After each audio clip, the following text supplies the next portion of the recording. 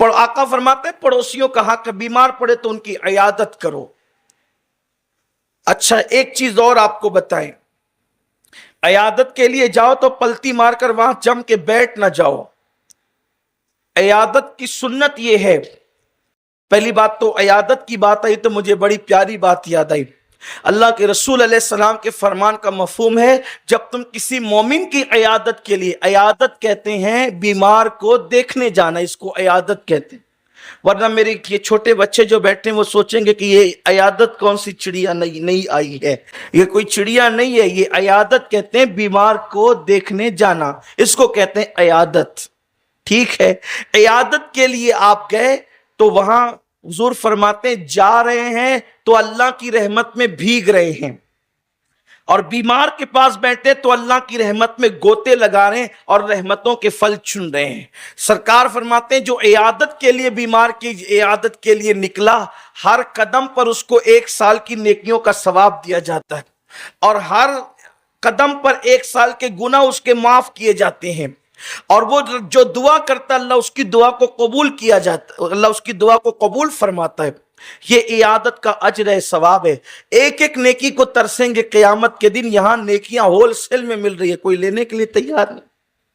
پیسوں کے سب لوبی ہو رہے ہیں، اللہ ماشاءاللہ پیسوں کی طرف سب بھاگیں گے۔ پتہ چلے نا کہ وہ شہر کے دوسرے کونے میں 10 روپے کے ریچارج پہ 1000 روپے ملنا ہے بیلنس، تو وہاں برابر جائیں گے۔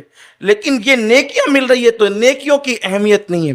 جبکہ قیامت کے دن ماں بھی ایک نیکی اپنے بیٹے کو نہیں دے گی، ماں رشتہ توڑے گی بیٹے سے، بیٹا رشتہ توڑے گا ماں سے، کوئی کسی کا پرسان حال نہیں۔ اور یہ چھوٹی چھوٹی نیکیوں پر میرے کریم آقا مصطفیٰ جان رحمت صلی اللہ علیہ وآلہ وسلم نے ثواب کی کتنی بشارتیں سنائی ہے۔ تو عیادت کی تو وہاں بہت جم کے مت بیٹھا کرو، تھوڑی دیر بیٹھا کرو۔ اور اس کے بعد لوگ عیادت کے لیے جاتے ہیں تو مریض کو ڈرا کے آتے ہیں، خاص طور پہ عورتیں کسی مریض کے پاس جائے گی، پہلی بات تو جما کے بیٹھ جائے گی، اللہ کا ہوگا تو کہ، اور اس کے ہنسنے کی بات نہیں ہے، ارے یہ مرض میں تو لوگ مر جاتے ہیں۔ اب وہ بیچاری جو آدھی دودھی بیمار تھی وہ گئی، اس کا تو کام ہی تمام ہو گیا۔ یعنی کہ مرض سے اس کو جو تکلیف نہیں ہونی تھی، ان کے ڈرانے سے اس کو نقصان ہو گیا۔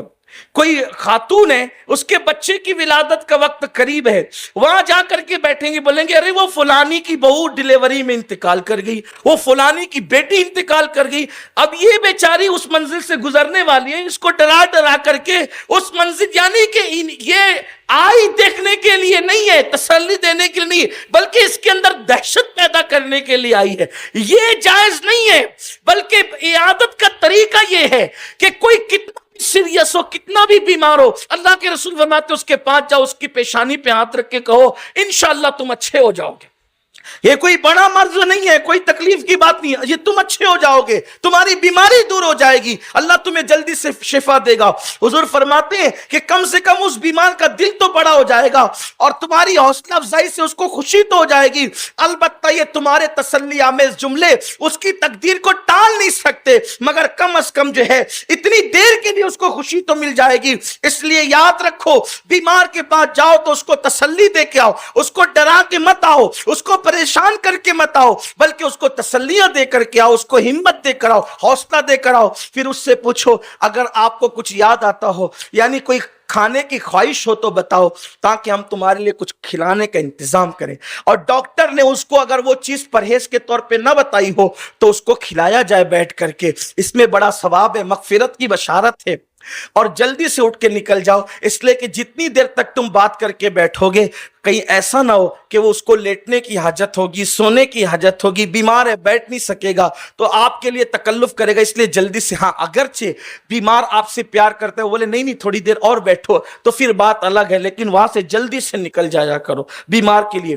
اور پھر چونکہ یہ ہے عیادت، تو عیادت عید عود، یعنی کہ اس کو بیمار کے دیکھنے کو عیادت اس لیے کہتے ہیں کہ پلٹ پلٹ کر جاؤ، یعنی بار بار۔ عید کو عید اس لیے کہتے ہیں کہ وہ پلٹ پلٹ کر آتی ہے۔